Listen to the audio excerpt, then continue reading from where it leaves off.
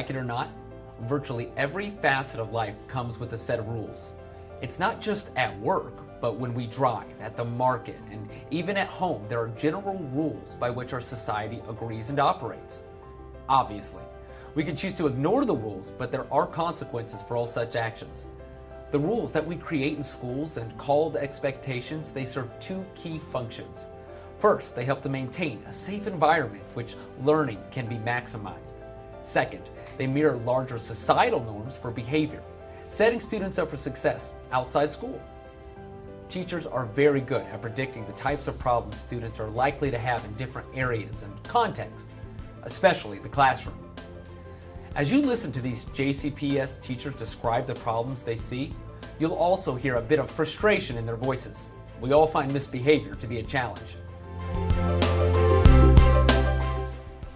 Movement, just like constant movement, whether it's in your desk, whether it's with your stuff, you're moving around, you're making noise, whether it's getting up and moving around. And then when you try to redirect them or say, hey, like, where are you going? I'll get a tissue. But then like they'll sit there and blow their nose while they're staring at everybody in the class, making a really loud noise, just trying to get some extra attention. And then when they walk back to their desk, they're gonna tap every single person that they pass. And I mean, it's hard to get on them because it's like, what do you get onto them for, blowing their nose? But you have to sit there and talk to them about the specifics. Well, when you did that, you didn't have to do this along with it. You could have just blown your nose coming back to your desk. And disrespect for the teachers, also for the classmates as well. The horseplay and the fighting. Language, cursing everybody out. If it escalates, if you ask them to do something, I'm not gonna have to do this. This work is boring, or this is stupid, or cursing out not only other students but the teachers as well. Sometimes administrators. I can't recall a time when students were given freedom to interact and then were able to, persevere through the desire to be off task. And so it's a little bit of an off task issue, but I'd say way more. Their conversation is engaging to each other, but their language very quickly deconstructs into being hurtful, rude. And so unless my presence is like right there, I can't guarantee that. And so there's a huge temptation as a teacher to want to keep all interactions whole class, even though I believe with my whole heart and soul that they need that social and emotional building as a team and as a class. So you kind of have to sacrifice one for the other. Passive non-compliance, when they say, okay, I'll do it, then they don't, they still don't. So just not doing it. Yeah, like when you ask them to take their hood down, they might take it down halfway, and then the second they think they're out of eye shot, it goes right back up. The phone is a constant battle, especially with middle school students, because once you tell them we don't want to see it, if we hear it, it's mine. Well, I don't understand that. Well, turn it off. It's very simple. You've been given a directive. I shouldn't have to talk to you twice about a cell phone. You know the cell phone policy. School and classroom expectations start as the basic parameters we set for student behavior. Things like respect for others and being responsible. But instruction requires more explicit examples of behaviors that clarify the expectations. For example, the expectation might be responsible, which is defined as being accountable for your actions. This is taught using examples that demonstrate maintaining control to do the right thing for your well-being and the well-being of your school. This is what we teach to every student, and it is part of the culture of the school. But the expectations are specific to locations or conditions. So we teach students to be to class on time, to keep moving during hallway passing, and to complete their assigned work, all as examples of the be responsible expectation. Further, by the time students get to middle and high school, they should definitely be familiar with such basic expectations. However, we can't afford to make this assumption. Some may have been taught different expectations at home. And others may be aware of the expectations, but seem to often forget. I think that some of the disruption can also be cultural, because I've had some kids that are generally just loud, or they curse in regular conversation. And so I try to explain to them, hey, we don't do that here. And I'll call mom, she's loud, and she curses. So, a lot of it is the home life and the culture. Like, okay, I understand now why you cuss at me in casual conversation like I'm one of your buddies, because you cuss at your mom like that when you have casual conversation with her. Say the end of the day is where I feel like we see it a lot. I mean, even today a kid said it's 1:45, it's almost the end of the day, and I was like, no, we still have almost 30 minutes, of learning to do. And so, they get to that last period and they kind of forget about all the expectations, that we've worked so hard to set forth for them the rest of the day. It is critically important that all school-wide and classroom expectations be tied to larger conceptual expectations. That is, whenever we talk to a student about what we expect, we should frame it as connected to one of the larger school expectations that have been taught as part of PBIS. When we don't do this, the students come to see your expectations as random and arbitrary. And research has shown that such disconnected expectations will often be forgotten within 30 seconds. Listen to the following teacher-described misbehaviors and consider what expectations should be taught as a part of a solution. It's a respect thing all the way around because, for instance, today we had a young man, he had a hat on in the building. 3 different people had to tell him to take the hat off. He still didn't do it. Principal said something, then a teacher said something, another teacher said something. So, it's just not with the headphones, because that's one thing, but it's just a respect. It's just the respect in general that many of them just don't have that respect for the authority. Students who act out or refuse to comply are a common problem reported by secondary teachers. Having a school-wide expectation to be responsible provides a perfect context for teaching how being accountable for your own behavior and your own well-being entails following directions in a timely manner.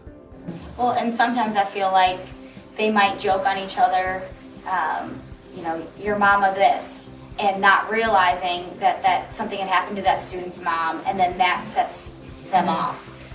So I feel like the students sometimes are just saying things to say things, not realizing the effect it's actually going to have on somebody. Because the problem this teacher predicts involves students disrespecting one another, reiterating the school-wide expectation to respect others can lead to teaching examples of peer-to-peer conversations that are and are not good examples of respect. It's the direction or the redirection, and then the negotiations you have to go through after that. So the teacher, us, if we are given a direction or a redirection, the child goes into its pattern, its coping skills of dealing with, trying to get out, weasel, half and half, look at them, look at somebody else. I don't have time for all that. And then you up your game a little bit, turns into disrespect. Maybe they feel, oh, now you raise your voice to me, now they get all this and that. So a little thing of get your pencil paper out, put your phone away, turns into a referral for cussing and stepping up. This teacher is describing a problem with students accepting consequences in a responsible manner, or being accountable for their behavior. Because these are predictable problems, the school should focus on teaching examples of what being responsible looks like when receiving corrections from an adult. Get together with your team and spend about 5 minutes discussing the following. Do you have a set of agreed upon school expectations from which all of your classroom expectations are connected to your school-wide expectations? Further, what types of student misbehaviors are most predictable for you in the classroom? And how do you teach expectations for these issues?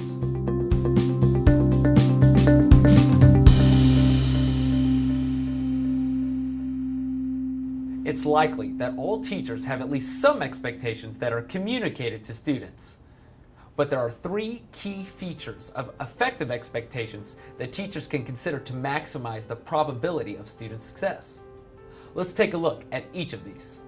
Effective expectations are taught in a positive manner, teaching the student what we want as opposed to what we don't want. While this seems reasonable, expectations for behavior are very often written in a negative manner. No running, no talking, no hitting. This is not the way we teach academics. You would never see a teacher say, on the board are 10 incorrect answers to this problem. Memorize them all. It makes far more sense to simply tell the students what we want them to do. Explicitly taught. Classroom rules should always be stated in the positive. Like, so many times I'll hear adults, best intentions, tell a kid, don't run. and they hear run, and then they just keep running. You gotta say walk please, you gotta say walk please, you gotta say walk please. So positively stating everything. Our second consideration is in regard to the total number of expectations. As a general rule of thumb, students can predictably recall 3 to 5 items when connected to a larger concept. Thus, we should aim to have no more than 3 to 5 expectations for any particular location or activity. This means that there may be 3 to 5 unique expectations in the hallway, at the locker, and in the cafeteria, and in each individual teacher's room. And that's okay. But remember, when not connected to our prior knowledge or larger expectations, even a very few expectations are likely not to be remembered. The third key feature of effective expectations is each expectation is concrete enough to be modeled by the teacher and then recognized by the students. Expectations such as think positively are stated in a positive term, but are not necessarily able to be observed as we do not know what the students are thinking. We want students to be very clear as to what is expected and to be able to engage in a positive behavior to get attention from the teacher. Another good rule of thumb is that if you can't engage in a physical model for the students, it probably is not sufficiently concrete to be a classroom expectation. Get together with your team and consider the degree to which your classroom has a clearly defined set of 3 to 5 expectations. How can you tweak your existing expectations to make them align with the 3 key features? Second, consider the degree to which these same features apply to locations and context across the school.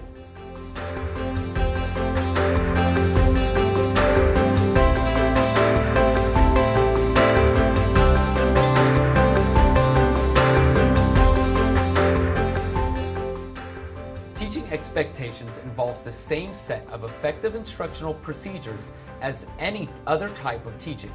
It starts with an explicit description that connects back to school-wide expectations or prior learning, that provides modeling with opportunities for student engagement and guided practice. Again, regardless of whether you're teaching math, reading, social skills, or the basics of your expectations for a quiet work time, effective instruction is the same. At the secondary level, the instruction must be explicit, but much of it comes in the form of discussion with the students, providing them with a logic for the expectations and working through examples. I find what works better for me is making sure that the kids understand that they have a choice in whatever happens. So I'm like, look, you can choose to have a good day, you can choose to have a bad day. That's on you. So I find that works best, especially with my EDD students, because I'm not sure how their interactions were with other teachers or their families at home or whatever the case may be. It always seems to roll around every time I have a personal conversation with them. They don't have power or control over a certain situation or something that's bothering them. So I let them know, I give them a choice. Like, look, you can choose to not do the work. That's your choice. But when you don't get the results you're looking for, that's on you. That's not on me. If they can see that it's their choice to whether they can have good behaviors or not, whether they can be respectful or not, well, like I kind of alluded to earlier, it's all on making the kids take responsibility for their behaviors. Because a lot of times, especially what I've seen with a lot of the teachers that have been set in their ways, have been doing the same thing for years and years, it's that whole my way or the highway strategy. And then it looks like you're punishing them. But whenever they're, if they're not compliant, if they're disrespectful, or they're getting sent out of class for, fighting or whatever, you have to take it back to them. Like, look, you chose to do that. No matter what happens, you control your body. Nobody else controls you. You have the choice to make the right decision. And so I base everything in my classroom on choices. I seem to get the best response out of that. If they're just being disrespectful, I'm like, look, man, hopefully next time you'll choose to not disrespect me, and you'll choose to come to my classroom and get ready to learn. And I got expectations for you. Hopefully, next time you'll choose to have the same expectations as I do for you. You know what I'm like? I like to instill in them that everything you do is a choice. It's all about your choices, and it's helping them see that they can make positive ones. Because some of the kids, they've been beaten down so long, or for so many years, they think that they can't do it. You can make the right choice starting today. Take a look at the following examples and see if you can spot these effective components in each. All right, guys, so we're just gonna go over our agreements, okay? Our expectations again. So we do have the agreements. You guys came up with them along with me. So let's just talk about what our first agreement looks like. Can someone name one of the agreements that we actually have? Okay. Thank you. You can pass it back. Being present. Can someone tell me what that looks like? What we've kind of discussed over the few days. What does being present look like? Yes, Peyton. About coming to school and doing your Okay, so being present, actually being here. Okay, what else does being present look like? Paying attention.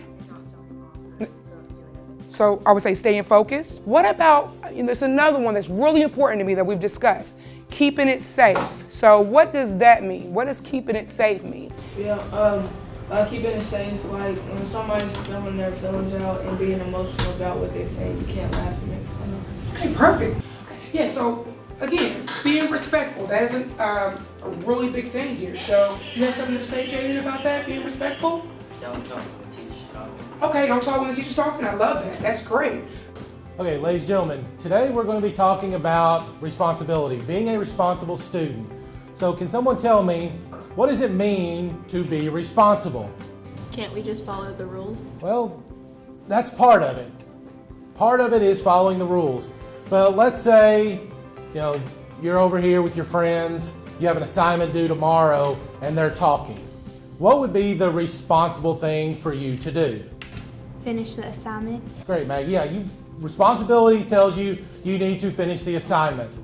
Imagine, got a lot of athletes in here, probably have aspirations of being professional athletes.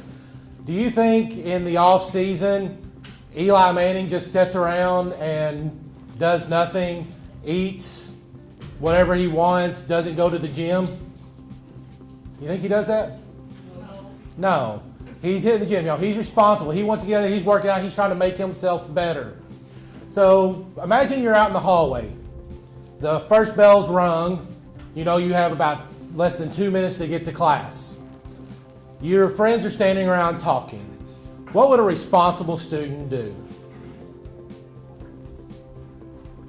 Millie? Go to class. Yeah, good job. A responsible student would go to class. So great job. I can tell right now, you all know what it means to be responsible students. Welcome to class, you all. Today we're going to work on dealing with responsibility, being responsible. So we've talked about when you come to computer lab and you come to the class, what are some things that you have to do to be responsible when working with this equipment? Ravenice. Eating and drinking. Why is that important? So you won't have everything dirty. Good. Anybody else? Hitesh. Logging in and logging out of your computer.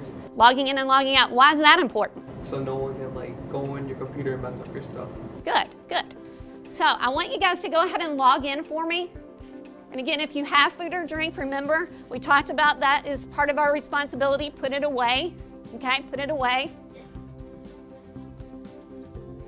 Once you get logged in, I want you to go ahead and pull up the software we've been using, which is Photoshop. And go ahead and open up the project we were working on yesterday. So we're going to use our skills that we learned with the panel effect, in order to create 2 new ones. Tomato is a Oh fruit. my God, you're so It is a wrong. fruit. You are so Why wrong. is it a fruit? It's a vegetable. It is a vegetable. Excuse me, y'all. Do you all mind lowering your voices so we can be respectful in the hallway? How's being loud and disrespectful? Like if we look at Mr. Bauer's class, he's taking a test in there, they're doing lessons are going on, and I just want to make sure we're not disturbing that environment. Do you see how that would be respectful? Yeah. Perfect. Thank you. No problem.